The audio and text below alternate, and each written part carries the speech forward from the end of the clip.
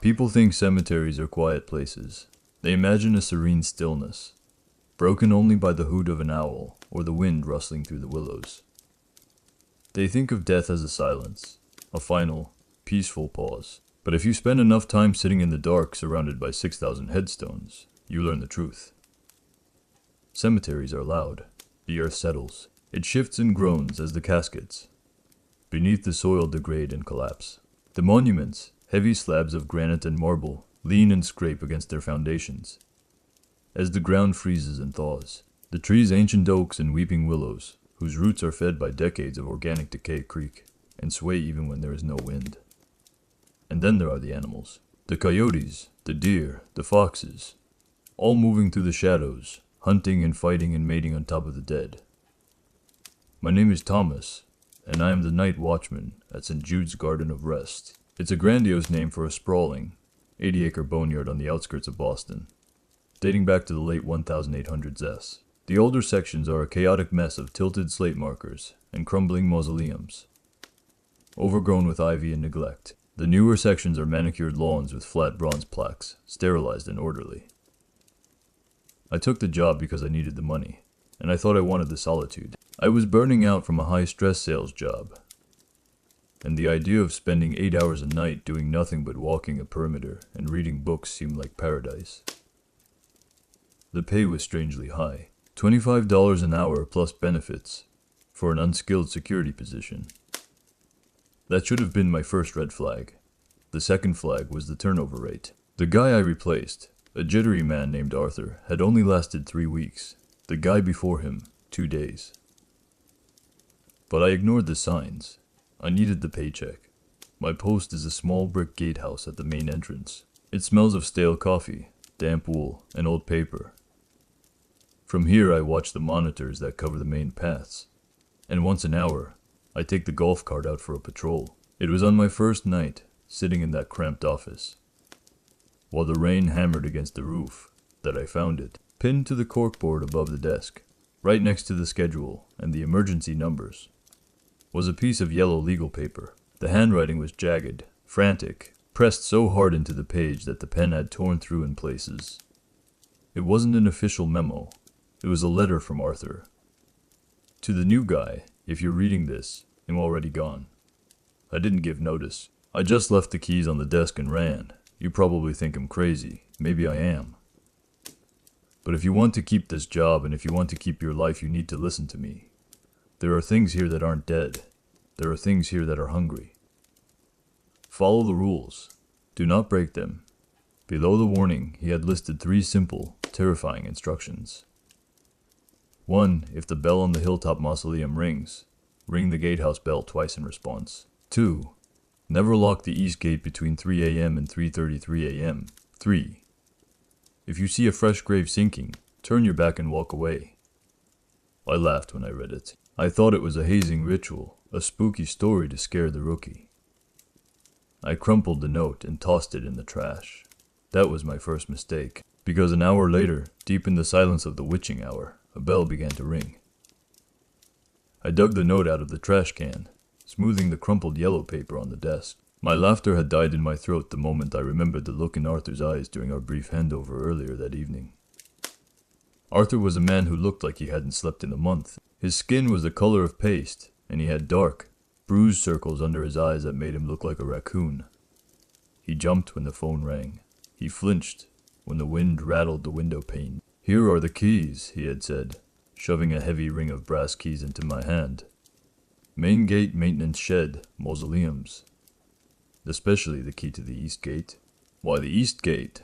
I asked, looking at the tarnished silver key that was larger and colder than the others.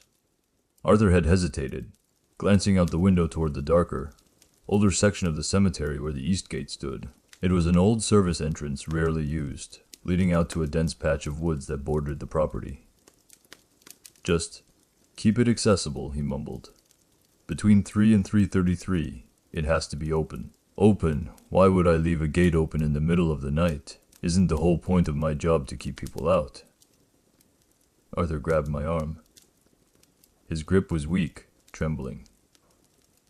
"It's not about keeping people out, Thomas. It's about letting it in and letting it leave. if you lock that gate, if you trap it inside. God help you. He let go of me and started gathering his things, a thermos, a battered paperback, a flashlight. He moved with a frantic urgency. What is it, Arthur? Is there a stray dog? A homeless guy? Arthur stopped at the door. He looked at me with a mixture of pity and terror. Read the note, he whispered. Read the rules.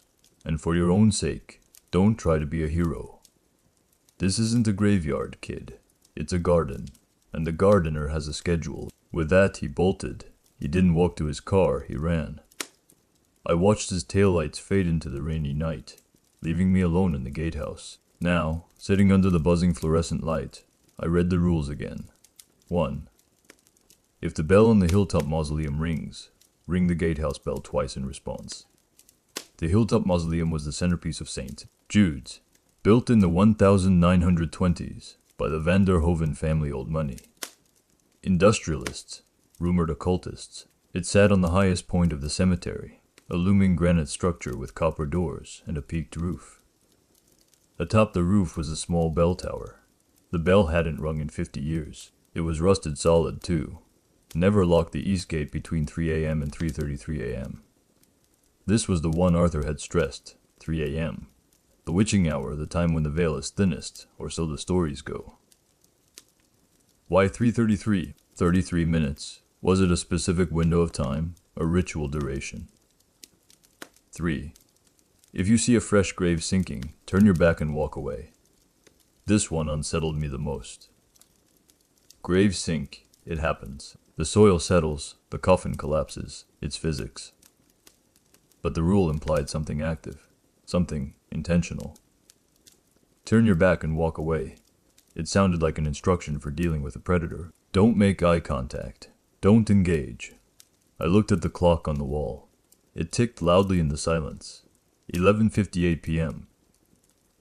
I poured myself a cup of coffee, trying to shake the unease. It's just a prank, I muttered. Arthur was messing with me. Then faintly, drifting on the wind from the top of the hill, came a sound. Clang. It was dull, flat, and metallic clang. My heart stopped. The bell on the hilltop mausoleum was ringing.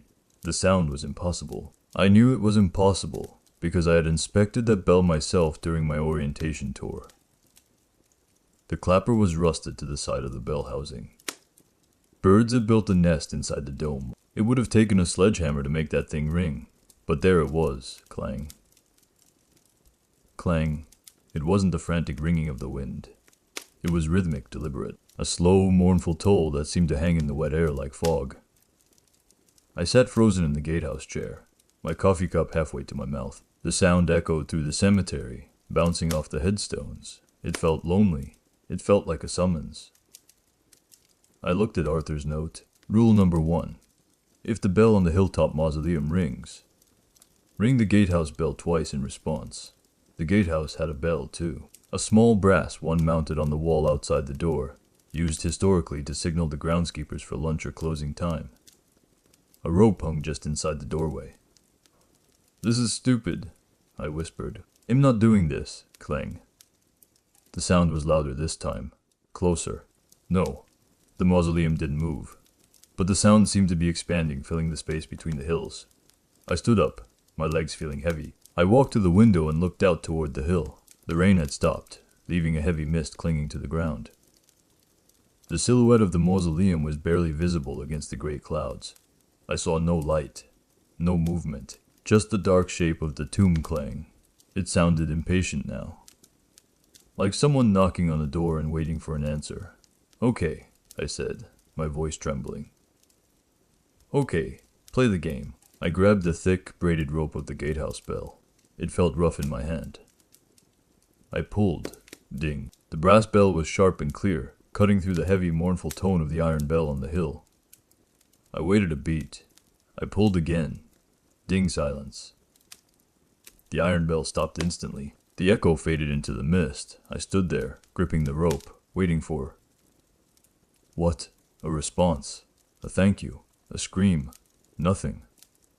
Just the silence of 6,000 graves. But as I stood there, staring out into the dark, a feeling washed over me. It wasn't relief. It was acknowledgement.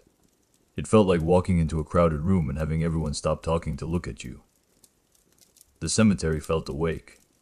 I had answered. I had participated by following the rule. I had accepted the logic of the place. I had validated whatever was up there on that hill.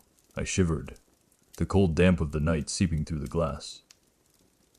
Just wind, I lied to myself. Just a loose clapper and a coincidence. But deep down I knew. Wind doesn't wait for you to answer. Wind doesn't stop when you ring back. I went back to the desk and sat down. I didn't drink my coffee. I just stared at the monitors. Camera 4 showed the hilltop mausoleum. The image was grainy, black and white infrared.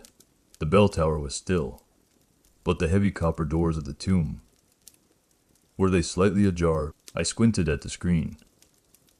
I was sure Arthur had said they were welded shut in the 80s after a vandalism incident. On the screen, a shadow seemed to move across the gap in the doors. Just a flicker, a glitch in the feed, or something going back inside after ringing the doorbell. I turned away from the screen. I didn't want to look anymore. I looked at the clock. 12:15 a.m. Only 7 hours to go. And I still had 2 more rules to survive. The rest of the week passed in a blur of caffeine and paranoia. Every rustle of leaves sounded like footsteps. Every shadow looked like a crouching figure. But the bell didn't ring again. The east gate remained locked, because I hadn't stayed past 2 a.m. yet. I'd been leaving early, forfeiting pay just to get away. And no grave sank. I started to convince myself I had imagined it. Sleep deprivation does funny things to the brain. Then came Friday night. Friday nights at a cemetery are a magnet for the bored and the brave. Teenagers looking for a place to drink, goths looking for aesthetic, or amateur ghost hunters with EMF meters and too much confidence. It was 2:45 a.m. I was doing my rounds in the golf cart, the electric motor whirring softly as I navigated the winding paths of the newer section. My headlights cut through the fog, illuminating rows of identical granite markers. Then I heard it, laughter. Not ghostly disembodied laughter. The loud, obnoxious laughter of drunk college kids. I stopped the cart and killed the lights. I listened. Dude, grabbed EMF. It's spiking. A male voice shouted. Shut up, Kyle. You're gonna get us caught, a girl hissed, though she was giggling. I sighed. Trespassers, finally, a normal problem.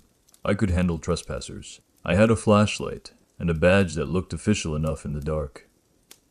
I stepped out of the cart and walked toward the sound. It was coming from the older section, the Victorian garden, where the weeping willows hung low over tilting slate stones.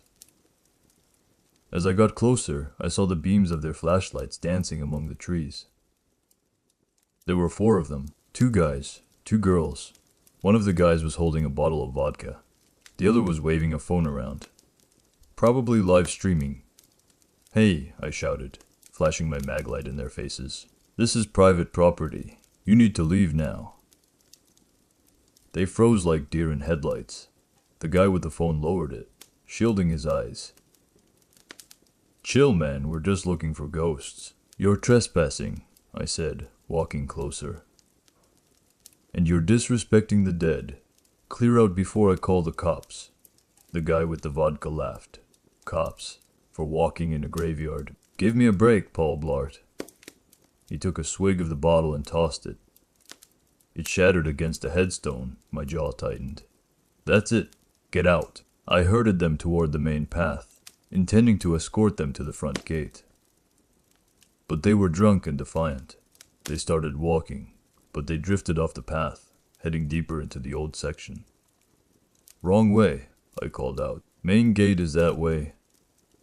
We parked on the back road, the girl said, stumbling over a root. By the old gate. My blood ran cold. The old gate. The east gate. I checked my watch. The glowing green digits burned into my retinas. 2:55 a.m.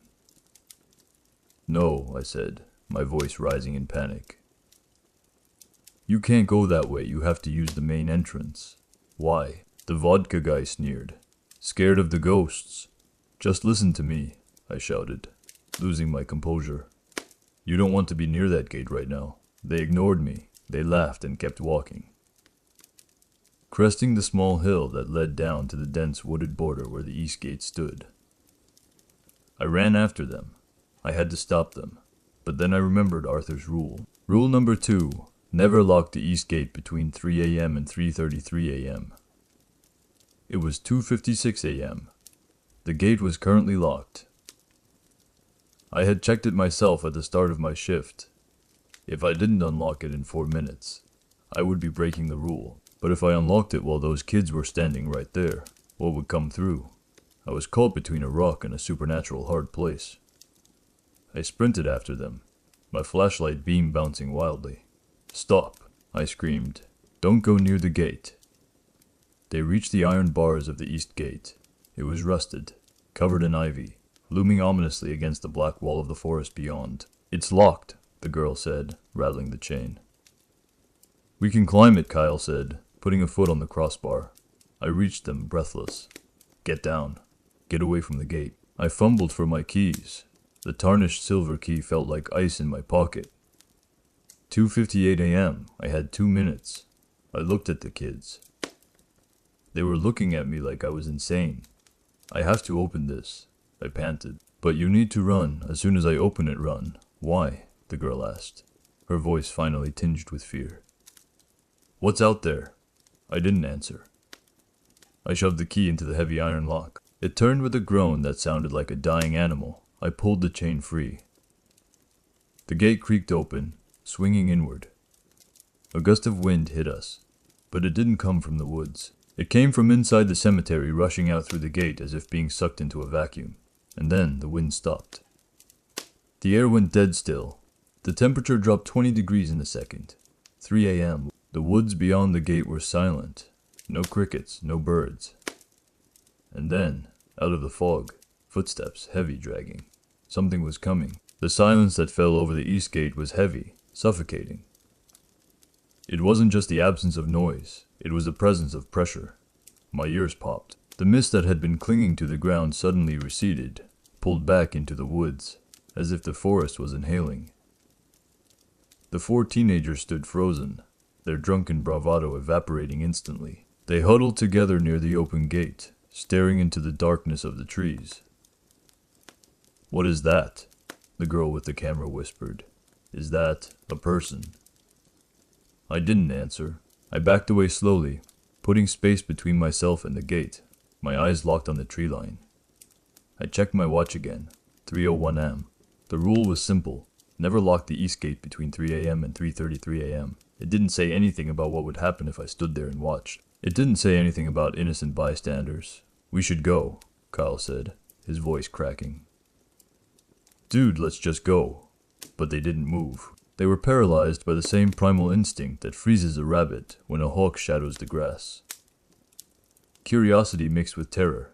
From the darkness of the woods, a shape began to materialize. It wasn't walking on the path. It was gliding, or maybe taking steps so smooth, it appeared to float. It was tall, easily 7 feet, and draped in layers of tattered, gray fabric that looked like rotting funeral shrouds. The cloth hung in strips, trailing on the ground, collecting leaves and dirt. It had no face. Where a head should be, there was only a deep cowl-like hood filled with shadow. But the sound was unmistakable. Scrape, thud. Scrape, thud. It was dragging something. Behind the figure, attached by a thick rope or vine, was a large burlap sack. It was heavy, bulging with irregular shapes, bouncing softly over the roots and stones of the path. The entity reached the threshold of the gate. It stopped. The air grew colder. My breath came out in white puffs. The teenagers were shivering violently. The figure turned its hooded head slowly, scanning the scene. It seemed to look right through me. I held my breath, gripping my flashlight like a weapon, though I knew it would be useless. It ignored me. It turned its attention to the teenagers. The hood tilted slightly. A sound emanated from within the cowl, a low, dry rattle like pebbles being shaken in a jar. "Run," I whispered. "Run now." But they couldn't. Kyle tried to step back, but his foot seemed glued to the earth. He looked down in panic. The grass around his sneakers was wilting, turning black and curling around his ankles. The entity took a step into the cemetery. It crossed the threshold. As soon as it was on consecrated ground, the atmosphere shifted again. The oppressive silence broke. The wind returned, but it was a howling gale now, swirling around the figure, whipping the tattered shrouds into a frenzy. The entity began to walk toward the hilltop mausoleum. It moved with purposeful strides, dragging its burden behind it. It walked right past the teenagers. It passed within inches of them. The girl screamed as the hem of its shroud brushed her leg. The fabric left a smear of gray ash on her jeans. The entity didn't stop. It didn't attack. It simply continued its procession, heading deeper into the graveyard. Is it gone? The other boy asked, his voice trembling. I don't know, I said, my heart hammering against my ribs. But we are leaving now. I grabbed Kyle by the arm and yanked him. The grass released his foot with a tearing sound. Go to the main gate, I ordered. Don't look back. Don't stop. They didn't argue this time. They bolted, scrambling up the hill toward the safety of the streetlights in the distance. I stayed behind for a moment. I watched the entities retreating back. It was heading for the oldest part of the cemetery, the potter's field where the unmarked graves lay. I looked at the gate. It was wide open. 3:05 a.m. I had 28 minutes before I could close it. 28 minutes for whatever else was in those woods to come through, or for that thing to come back.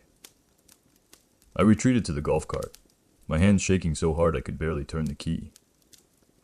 I drove back to the gatehouse, but I didn't go inside. I parked where I had a view of the monitors. I watched camera 3, the camera that pointed toward the hill. The entity was there. It had stopped, and it was opening the sack. The grainy black and white feed from camera 3 flickered as the wind buffeted the lens housing. The entity stood motionless in the center of the potter's field, a section of the cemetery reserved for the indigent and the unknown dead. The ground here was uneven, marked only by small, numbered stones almost swallowed by the overgrown grass. I watched, mesmerized and horrified, as the figure in the shroud knelt. Its movements were slow, reverent. It reached back with long, pale hands that looked more like bone than flesh, and untied the knot at the top of the burlap sack. What are you doing? I whispered to the screen. The sack fell open. It wasn't full of bodies. It wasn't full of bones. It was full of dirt. Dark, rich, clumpy soil spilled out onto the grass. The entity scooped up a handful of the dirt and let it trickle through its fingers. It seemed to be inspecting it. Then it began to dig. Not with a shovel, with its hands. It clawed at the earth with terrifying speed, tearing up chunks of sod and flinging them aside. It was digging a hole right in the middle of the field. I switched views. Camera 4, the hilltop. The teenagers hadn't left. They had run, yes. But they hadn't gone to the main gate. In their panic and confusion, they had gotten turned around in the dark. They were huddled near the base of the hilltop mausoleum, catching their breath, thinking they were safe. Idiots, I hissed. Get out of there. I grabbed my radio, intending to use the PA system on the cart to scare them off, but I stopped.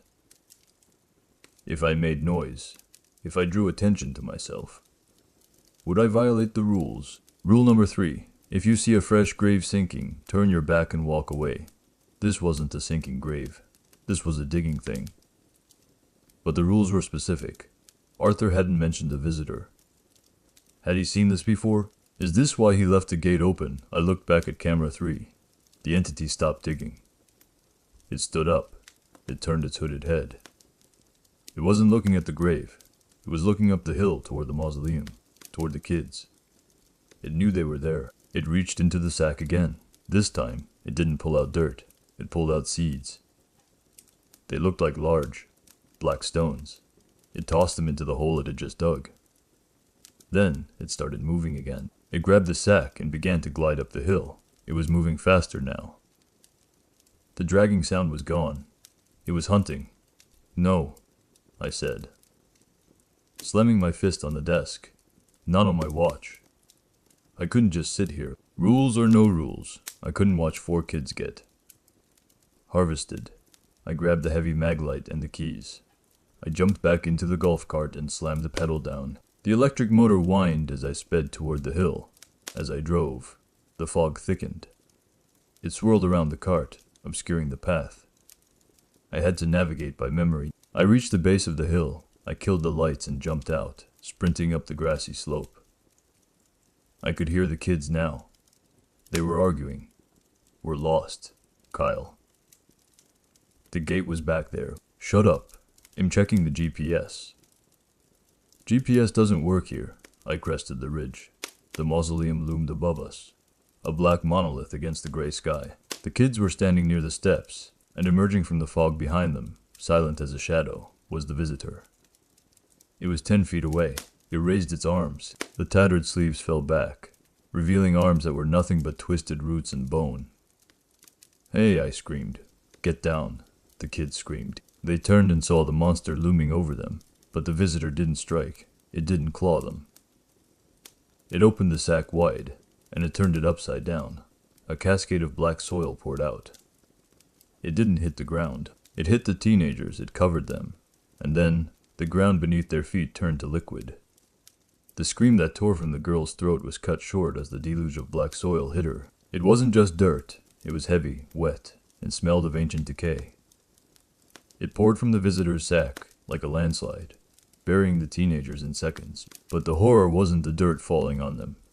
It was the earth opening under them. The ground beneath their feet, solid grass and granite a moment ago, rippled like water. The soil liquefied. The teenagers sank instantly to their waists. "Help! Help me!" Kyle shrieked, clawing at the grass. His hands slipped on the mud. He was sinking fast, thighs, waist, chest. The visitor stood over them, motionless. It held the empty sack in one root-like hand, watching the harvest with a terrifying silent patience. I froze. I was 20 feet away, flashlight in hand, paralyzed by the sight. This wasn't physics. This was the earth itself becoming hungry. "Grab my hand," I yelled, lunging forward. I reached out to the nearest kid, the other boy, who was sinking slower than the rest. I grabbed his wrist. His skin was cold and slick with mud. I pulled. It felt like trying to pull a tree out by its roots. The ground held him with a suction that was almost magnetic. "It's got my legs," he screamed, tears streaming down his face. "Something is pulling me down." I braced my feet against a headstone and heaved. I felt a pop in my shoulder. He moved an inch. Then the visitor turned its head. The hood faced me. I couldn't see a face, but I felt the gaze. It was heavy, ancient, and utterly indifferent. It wasn't angry that I was interfering. It was just watching. Like a gardener watches a bug crawl on a leaf. The boy screamed again. He was pulled down another foot. The mud was at his neck now. "Let me go," he gurgled, spitting dirt. "Let me go." I looked at the others. Kyle was gone, just a hand sticking out of the mud, fingers twitching. The girls were buried up to their chins, their eyes wide with terror, mouths open in silent screams as the soil filled their throats. "No, no, no," I sobbed, pulling harder. "You can't have them." The ground rumbled. A low vibration shook the hill. Clang. The bell on the mausoleum rang again. It was loud, deafening. The visitor looked up at the bell tower. It seemed to nod. Then it raised its hand. It pointed a finger at me. The ground beneath my feet shifted. I felt the soil loosen. My boots sank an inch, then two. I looked down. The grass around me was wilting, turning gray. The boy I was holding slipped from my grip. His muddy hand slid through mine. "I'm sorry," I whispered. He sank. His head disappeared beneath the black earth. The ground smoothed over him instantly, leaving no trace. No mound. No hole. Just flat, undisturbed sod. The girls were gone. Kyle was gone. I was alone with the visitor, and I was sinking. The mud was at my ankles. It felt warm, pulsing. Like muscle wrapping around my legs, I looked at the visitor. It took a step toward me. I remembered the rule. Rule number 3, if you see a fresh grave sinking, turn your back and walk away. Arthur's frantic scrawl flashed in my mind. Turn your back and walk away. But how could I walk away? I was trapped. Unless the sinking was a test, a perception filter. The visitor was waiting for me to acknowledge the trap. To fight it, I closed my eyes. I let go of the panic. I forced my muscles to relax. I turned my back on the creature. I turned my back on the sunken graves. I lifted my right foot. The mud released me. I lifted my left foot. I took a step. Then another. I walked away. I didn't run, I walked. Behind me, I heard the visitor rustle. I heard the dragging sound of the sack. But I didn't look back. I walked down the hill, tears streaming down my face, leaving 4 kids buried alive in the earth behind me. I walked. Every instinct in my body screamed at me to run, to sprint, to get as far away from that hill as possible. But Arthur's rule was specific. Walk away, not run, not flee. Just walk. The air around me was thick with the smell of turned earth and ozone. The fog swirled at my knees, obscuring the path. I kept my eyes fixed on the lights of the gatehouse in the distance, a beacon of safety in a sea of darkness. Behind me, the silence was heavy. No screams. No dragging sound. Just the wind in the trees. I reached the bottom of the hill. My legs were shaking so hard I could barely stand. I leaned against a large oak tree, gasping for breath, trying to steady my heart rate. "They're gone," I whispered. "They're just gone." Guilt washed over me. I had left them. I had let the earth swallow them. But what could I have done? The ground had released me only when I turned my back. If I had stayed, if I had kept fighting, I would be down there with them. I looked back up the hill. The fog had swallowed the mausoleum. I couldn't see the visitor. But I saw something else, near the base of the hill, where the slope met the older section of the cemetery. The ground was moving. It wasn't a sinkhole. It was a ripple, a long, undulating wave moving under the grass, heading toward the woods. Toward the east gate, it looked like a massive snake burrowing just beneath the surface. And then, right in front of me, a grave began to sink. It was an old grave. The stone was tilted, the name eroded by time. The rectangular patch of earth in front of it collapsed inward, not slowly like natural settling violently. The center of the grave dropped 3 feet in a second. I froze. Rule number 3. If you see a fresh grave sinking, turn your back and walk away. I started to turn. But then I heard it. A voice. Coming from the hole, "Help me." It was faint, muffled. But it was distinct. It was the girl. One of the teenagers. She wasn't dead. She wasn't gone. She was in the tunnels. The sinkhole I was looking at wasn't a random collapse. It was a ventilation shaft, or an access point. "Help me, please." The voice was terrified, sobbing. I looked at the gatehouse. I looked at the hole. "Turn your back," I muttered. "Walk away." But I couldn't. Not when she was right there. Not when I could save her. "I'm coming," I yelled. I ran to the edge of the sinking grave. I shone my flashlight down. It was deep. Maybe 10 feet. The walls were sheer dirt, held together by thick white roots. At the bottom, lying in a pile of loose soil, was the girl. She was covered in mud, coughing but alive. She looked up at the light, her eyes wide with hope. "Get me out," she screamed. "There are things down here." I dropped to my knees. I reached down. "Grab the roots. Climb up." She grabbed the thick root protruding from the wall. She pulled herself up a few feet. "Hurry," I urged. Behind her, in the darkness of the tunnel that opened up at the bottom of the grave, movement, pale shapes, skittering. "Climb." She reached up. I lay flat on the grass, extending my arm as far as I could. Our fingers brushed. "I got you." I grabbed her hand. It was slippery with mud. But I held on tight. I pulled. She was light. I dragged her up the shaft. Her head cleared the rim. She gasped, clawing at the grass. "Thank you," she sobbed. "Oh God, thank you." I pulled her out. She collapsed on the grass next to me. We lay there for a second, breathing hard. Then the ground beneath me gave way. The edge of the grave crumbled. I slid backward. I tried to grab the grass. I tried to grab the headstone, but the girl, she didn't grab me. She watched me slide. And as I fell into the hole, I saw her face clearly for the first time in the light. It wasn't the girl. It was a mannequin. A perfect mud-covered replica, and it was smiling. I screamed as I fell into the dark. I had broken the rule. I hadn't turned my back. And now I was in the visitor's garden. The fall wasn't straight down. It was a slide, a steep, terrifying tumble, through a chute of slick mud and tangled roots. I flailed in the dark, my fingers scraping against dirt walls that felt more like flesh than earth. I hit a bend, tumbled head over heels, and finally crashed onto a pile of soft, damp soil. I lay there for a moment, the wind knocked out of me, staring up into pitch blackness. The chute above me was gone, sealed by the shifting earth or just lost in the gloom. "Hello," I rasped, my voice echoing strangely. The acoustics were wrong. It sounded like I was in a massive cavern, not a grave. I fumbled for my belt. The heavy maglite was still there. Miraculously, it flickered to life when I hit the switch. The beam cut through the darkness and I gasped. I wasn't in a hole. I was in a cathedral. The space around me was vast. The ceiling was 30 feet high, supported by massive pillars. But they weren't stone. They were roots, enormous.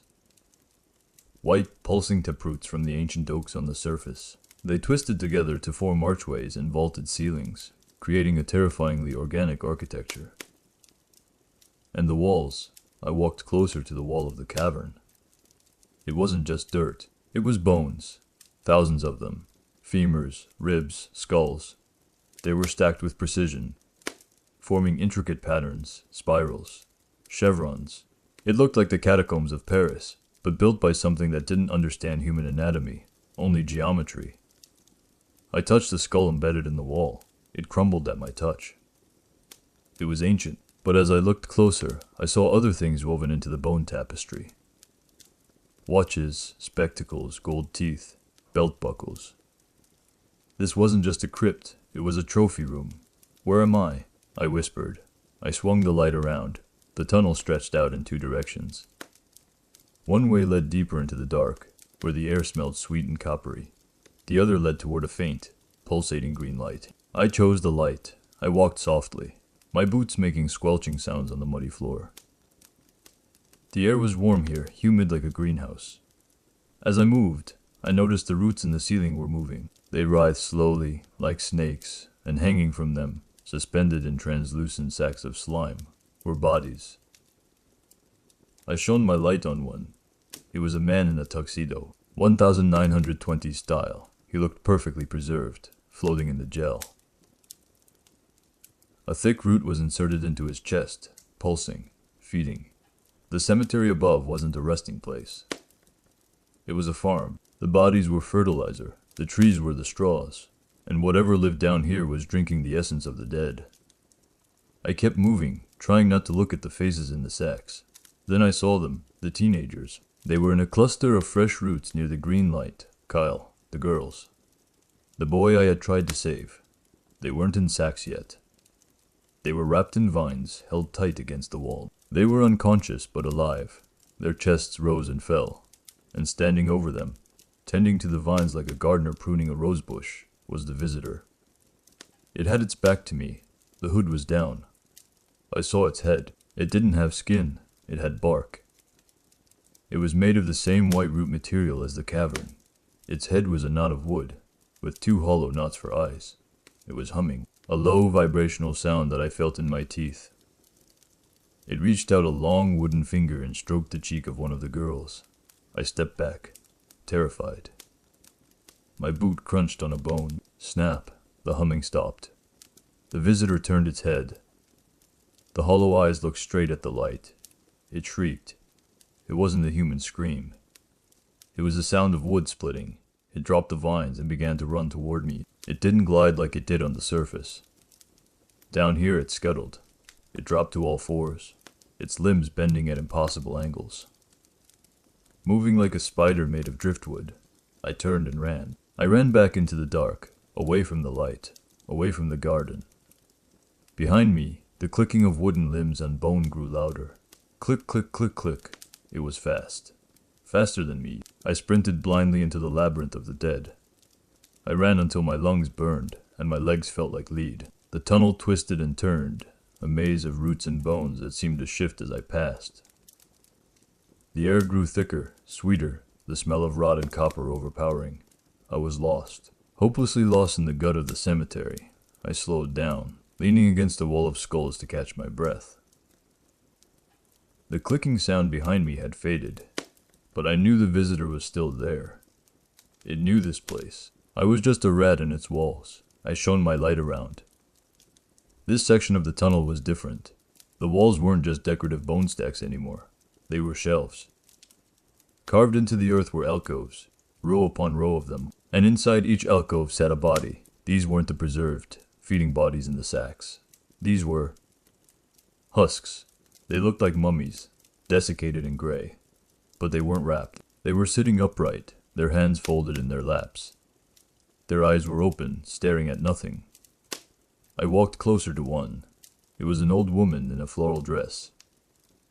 1950 style. Her skin was like paper, but what horrified me was what was missing. Her mouth. Her lips were sewn shut with thick, black root fibers. I looked at the next one. A soldier in a World War I uniform, mouth sewn shut. A child in a sailor suit, mouth sewn shut. All of them. Hundreds of them. Silenced. Why? I remembered the rules. If the bell rings, if you see a grave sinking, sound. It was all about sound. The bell was a signal. The sinking grave was a lure. But down here, silence was the law.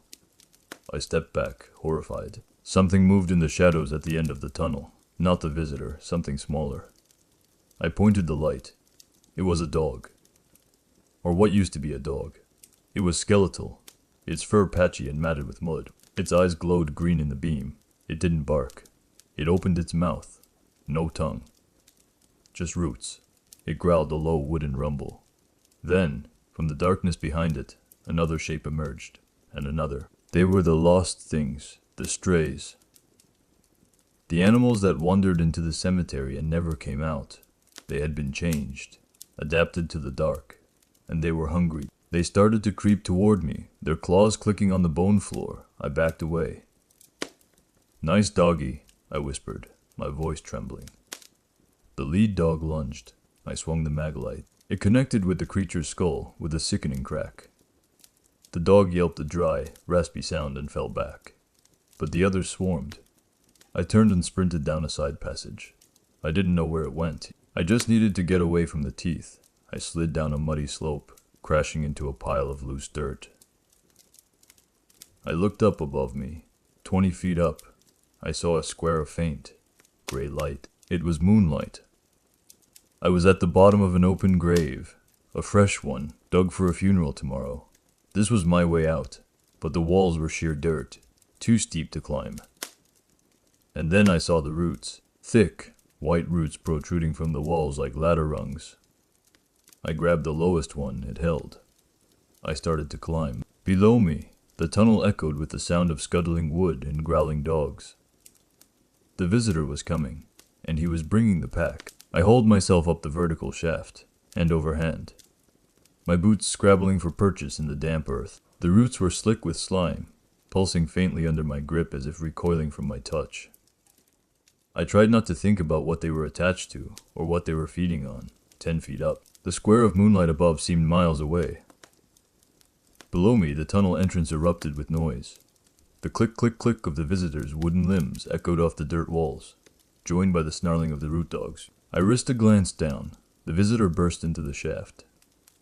It looked up, its hollow eye sockets locking onto me. In the narrow space of the grave, it looked even more monstrous, a nightmare of twisted bark and bone. Illuminated by the erratic beam of my maglite swinging from my belt, it reached up, its arm elongated, the wood groaning as it stretched. A claw made of sharpened root slashed the air just inches below my boot. "Climb!" I screamed at myself. "Move!" I grabbed the next root. It snapped. I slipped, sliding down 3 feet before my other hand caught a thick taproot. I slammed into the dirt wall. The wind knocked out of me. The visitor hissed. It began to climb after me. It moved with terrifying speed, driving its wooden claws into the dirt like ice axes. Thunk, thunk, thunk. It was gaining. I looked up, 5 feet to the surface. I could see the edge of the grass. I could see the headstones silhouetted against the night sky. I pulled myself up again. My muscles burned. My fingers were bleeding. The visitor grabbed my ankle. Its grip was like a vice made of iron. I felt the sharp points of its wooden fingers digging through my boot, piercing my skin. I kicked down with my other foot, stomping on its wooden face. Crack. I broke something. A piece of its skull splintered. It shrieked that awful sound of splitting timber and released me for a second. I used that second. I surged upward, adrenaline overriding the pain. I grabbed the lip of the grave grass. Wonderful, wet, cold grass. I hauled my chest over the edge. Something grabbed my belt. The visitor was right there. Its face was a ruin of splintered wood, leaking sap that looked like black blood. It was trying to drag me back down.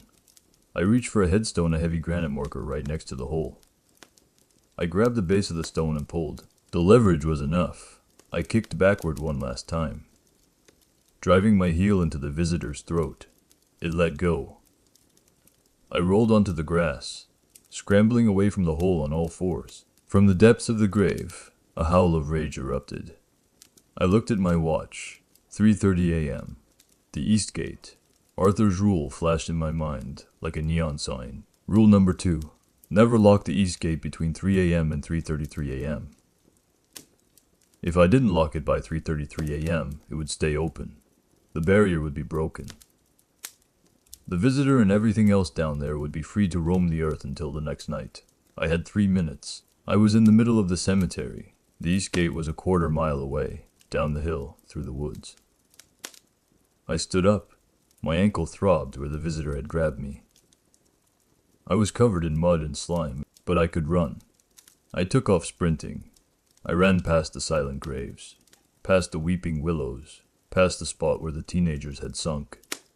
Behind me, I heard a sound that made my blood freeze. The grave I had just climbed out of, something was clawing its way up. Scrape. Thud. Scrape. The visitor was surfacing. Run, I screamed. I crested the hill. I could see the East Gate in the distance. It was still open. The fog swirled through the bars. I checked my watch as I ran. 3:31 a.m. 2 minutes. I could hear the footsteps behind me now. Heavy. Fast. The visitor was out of the hole, and it was angry. I sprinted down the hill, my boots slipping on the wet grass, my breath tearing at my throat. The pain in my ankle was a dull roar, drowned out by the adrenaline pumping through my veins. The East Gate loomed ahead, a jagged silhouette of iron bars against the dark forest. Behind me, the sound of pursuit was getting louder. The visitor wasn't gliding anymore. It was charging. I could hear the heavy thud of its wooden feet impacting the earth, the rustle of its tattered shrouds whipping in the wind. Thump, thump, thump. It sounded like a galloping horse made of dead trees. I checked my watch. The green digits flickered. 3:32 a.m. 60 seconds. If I locked it too early before 3:33, I broke the rule. If I locked it too late, the seal failed. I had to time it perfectly. I reached the bottom of the hill and crashed through the brush, ignoring the thorns tearing at my uniform. The gate was 10 yards away. I fumbled in my pocket for the keys. My hands were slick with mud and blood. I prayed I hadn't lost them in the tunnels. My fingers closed around the cold brass ring. I pulled them out. The tarnished silver key glinted in the moonlight. I reached the gate. I grabbed the heavy iron frame and slammed it shut.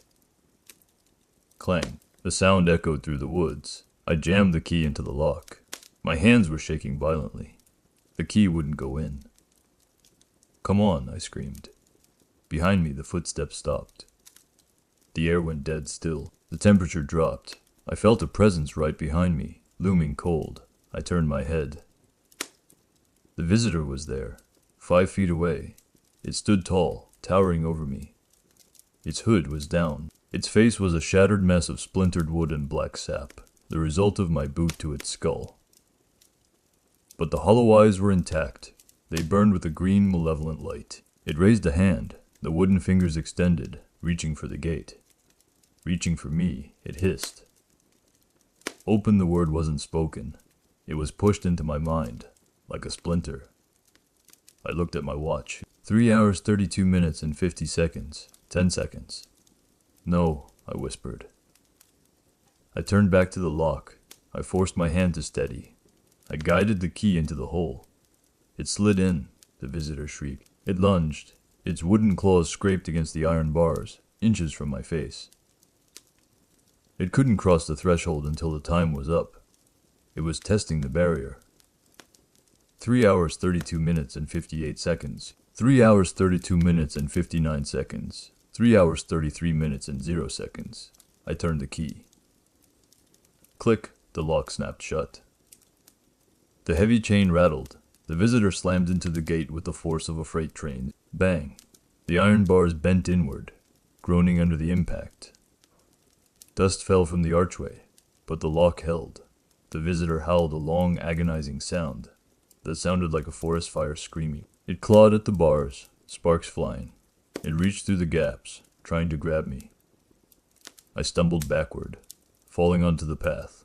The entity raged against the gate for another 10 seconds. Then, slowly, the green light in its eyes faded. Its movements became sluggish. It slumped against the bars, defeated. It looked at me one last time. Then it began to dissolve. It didn't melt. It crumbled. The wood turned to dust. The shrouds turned to ash. In seconds there was nothing left but a pile of dirt and leaves on the other side of the gate. The wind returned. The crickets started chirping. It was over. I lay on the path, staring up at the moon, laughing hysterically. Tears streamed down my face. I was alive. But then I looked at the ground near the gate, where the visitor had stood. There were 4 small, black stones, just like the ones it had thrown into the hole, and next to them, scrawled in the dirt with a wooden claw, was a message. "You owe me. I didn't leave. I sat in the gatehouse until the sun came up, watching the fog burn off the grass. When the morning crew arrived, 2 older guys named Bill and Frank, who spent most of their time mowing lawns and complaining about their backs. They found me staring blankly at the monitors. Rough night. Bill asked, pouring himself a coffee. "You could say that," I croaked. Around 9 a.m., the police showed up. A frantic mother had called them. Her daughter hadn't come home. Her phone's GPS last pinged near the cemetery. I watched from the window as the officers walked the grounds. They checked the main paths. They shone flashlights into the open grave I had climbed out of. They found nothing. The grave was empty. The tunnels at the bottom were gone, sealed up as if they had never existed. The ground where the teenagers had sunk was pristine, the grass green and undisturbed. There were no footprints, no discarded vodka bottles, no signs of a struggle, just a quiet, peaceful garden. The police left after an hour, marking it down as a runaway case. The parents stood by the gate, weeping. I wanted to tell them. I wanted to scream that their children were 20 feet down, wrapped in roots, feeding the trees. But I didn't, because I felt the weight of the silver key in my pocket, and I remembered the message in the dirt. "You owe me." I realized then why Arthur had looked so tired, why the pay was so high, why the turnover was so fast. We weren't just watchmen, we were jailers, and sometimes we were accomplices. I had saved myself, but in doing so I had sealed the bargain. The visitor had been denied its harvest tonight, but it would be hungry tomorrow, and I was the one holding the keys to the larder. I didn't quit, I couldn't. If I left, they would send someone else, someone who didn't know the rules, someone who might lock the gate too early or too late. Or worse, someone who might open it and never close it, so I stayed. I'm still here. Tonight is my 7th night. The bell hasn't rung yet, but the ground near the east gate is soft, and I swear, the oak trees look a little taller today. If you ever visit St. Jude's Garden of Rest, stay on the path. Don't come at night. And if you hear a bell ringing from the top of the hill, don't answer it, because I might not be able to save you next time. If you enjoyed this story, lock your doors tonight, and maybe check your backyard for fresh dirt. You never know what's growing underneath. If you want to hear more rules from the graveyard shift, hit that subscribe button. I have a lot of long nights ahead of me, and it gets lonely in the gatehouse. Let me know in the comments. What's the strangest thing you've ever seen in a cemetery? Until next time, stay above ground.